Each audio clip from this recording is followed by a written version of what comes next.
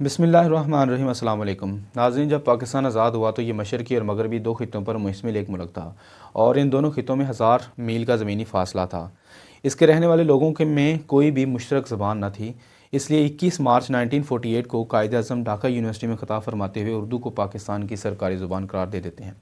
लेकिन बंगाली अक़वाम यानी मशरक़ी पाकिस्तान के लोग उर्दू को पाकिस्तान की सरकारी ज़बान की हैसियत से कबूल करने से इनकार कर देते हैं। यूँ मशरक़ी और मगरबी पाकिस्तान के लोगों में एक तनाज़ा खड़ा होता है जिसे कहते हैं उर्दू बंगाली तनाज़ा। इसी तनाज़े के चलते हुए कई बंगाली मुस्लिम लीगी रहनुमा मुस्लिम लीग से अलग होकर अपनी एक अलग सियासी जमात जिसे अवामी लीग कहा जाता है बना लेते हैं। 1952 में बनने वाली ये जमात बंगाली को सरकारी ज़ुबान बनाने की कोशिशें जारी रखती है। बिल आखिर 1954 में इनकी इन कोशिशों की वजह से एक करारदाद के ज़रिए बंगाली ज़ुबान को भी पाकिस्तान की सरकारी ज़ुबान बना दिया जाता है। ये मसला तो हल हो जाता है, लेकिन इसके चलते मुस्लिम लीग की मकबूलियत में काफ़ी कमी नज़र आती है और अवामी लीग की मकबूलियत में बहुत इजाफ़ा होता है। नाज़रीन, आइनी बहरान का शिकार ये मुल्क जब बिल आखिर 1956 में उस वक़्त के वज़ीर-ए-आज़म चौधरी मोहम्मद अली की अनथक मेहनतों के नतीजे में एक पार्लिमानी आइन तो हासिल कर लेता है, लेकिन 2 साल की कलील मुद्दत में ही 1958 के जनरल अयूब खान के मार्शल लॉ की वजह से मनसूख कर दिया जाता है और ये मुल्क 1962 तक बगैर किसी आइन के यूं ही मार्शल लॉ एडमिनिस्ट्रेटर के अंडर चलता है। बिल आखिर 1962 में एक प्रेसिडेंशियल सदारती आइन मुल्क पर नाफज कर दिया जाता है, जिसके तहत जनवरी 1965 में सदारती इलेक्शन कंडक्ट होते हैं। इन इलेक्शंस में मोहतरमा फ़ातिमा जिन्ना सदर के इलेक्शन के उम्मीदवार की हैसियत से ये इलेक्शन लड़ते हैं और उन्हें शेख मुजीबुर रहमान के साथ साथ अवामी लीग के कई रहनुमाओं और अवाम की भरपूर हमायत हासिल हो जाती है। अलबत्ता अवामी लीग के मौलाना अब्दुल हमीद बाशानी जनरल अयूब की हमायत करते हैं। इन इलेक्शन में जनरल अयूब सरकारी मशीनरी का इस्तेमाल करते हुए और धांधली करते हुए मोहतरमा फ़ातिमा जिन्ना को ये इलेक्शन हरा देते हैं। इन इलेक्शन के हराने के साथ साथ मोहतरमा फ़ातिमा जिन्ना पर कई इल्ज़ामात भी आयद किए जाते हैं और उन्हें गरदार वतन भी डिक्लेयर कर दिया जाता है। इसी साल सितंबर 1965 में पाक भारत जंग छिड़ जाती है। इस जंग में मगरबी पाकिस्तान के बॉर्डर पर खड़ी पाकिस्तान मुसल्लह फ़ौज बहुत ही बहादुराना लड़ती हुई सीसा पिलाई हुई दीवार तो साबित होते हैं, लेकिन दूसरी जानब मशरक़ी पाकिस्तान का बॉर्डर सिरे से ही पाक फ़ौज से खाली होता है। यूँ बंगाली अक़वाम यानी मशरक़ी पाकिस्तान के लोगों में दिफाई तहफ़्फ़ुज़ात पैदा होते हैं।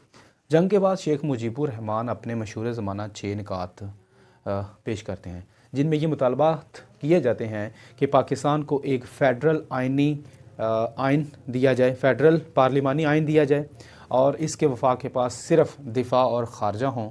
ख़जाना समेत तमाम दीगर महकमे सूबों को तफवीज़ कर दी जाएँ। कुछ और मुआशी मुतालबात के साथ साथ ये भी मुतालबा किया गया कि मशरक़ी पाकिस्तान के लोगों की अलग से एक आर्मी हो, हत्ता कि नेवल हेडक्वार्टर भी मशरक़ी पाकिस्तान में हो। इन मुतालबात की वजह से उन्हें आर्जी गिरफ़्तारी का सामना तो करना पड़ जाता है।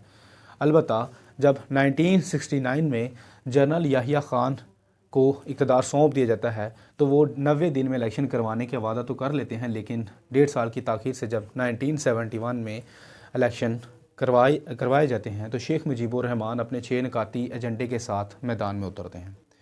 वो मशरक़ी पाकिस्तान से 160 सीटें हासिल करते हुए 95% जो है वो जीत अपने नाम करते हैं। दूसरी जानब मगरबी पाकिस्तान में ज़ुल्फ़िकार अली भुट्टो भी 81 सीटें हासिल कर लेते हैं। यूँ वाज़िया अक्सरियत शेख मुजीबुर रहमान हासिल कर लेते हैं और इक़्तिदार उन्हें अलबत्ता नहीं सौंपा जाता।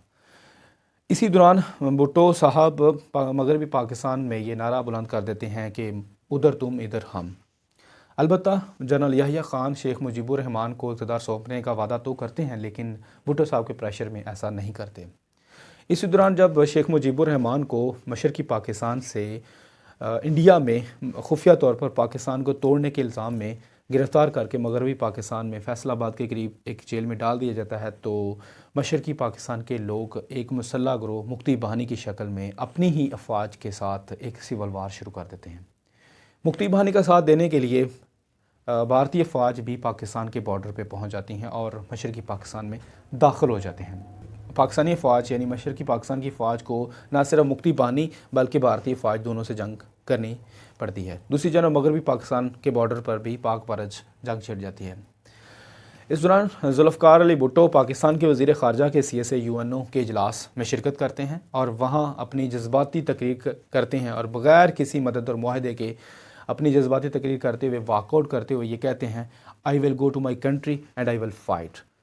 इस के बाद जब वो वापस आते हैं, लेकिन दूसरी जानब मशरक़ी पाकिस्तान में पाकिस्तानी अफवाज के कमांडर जनरल नियाज़ी थोड़ी बहुत मज़ाहमत के बाद 2 हफ़्ते के रिज़र्व असलाह होने के बावजूद GHQ के सीज़ फायर के हुक्म की बजाय सरेंडर कर देते हैं। यूँ पाकिस्तान मशरक़ी पाकिस्तान में पाकिस्तानी फ़ौज ये जंग तो हार जाते हैं और इसके साथ साथ जब रेडियो ऑफिस और गवर्नर हाउस से पाकिस्तानी परचम उतार दिए जाते हैं और सब्ज़ सुर्ख परचम बंगाली परचम चढ़ा दिए जाते हैं, तो मगरबी तो पाकिस्तानी कौम के लिए एक इंतहाई शर्मिंदगी का वाक़या होता है।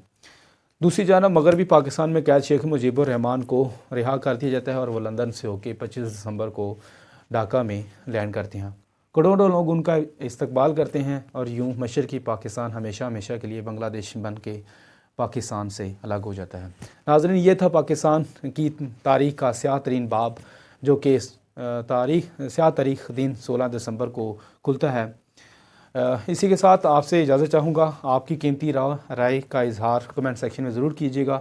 एक नई इंफॉर्मेटिव वीडियो के साथ आपकी खिदमत में हाज़िर हूँगा। अस्सलामु अलैकुम व रहमतुल्लाहि व बरकातुहू।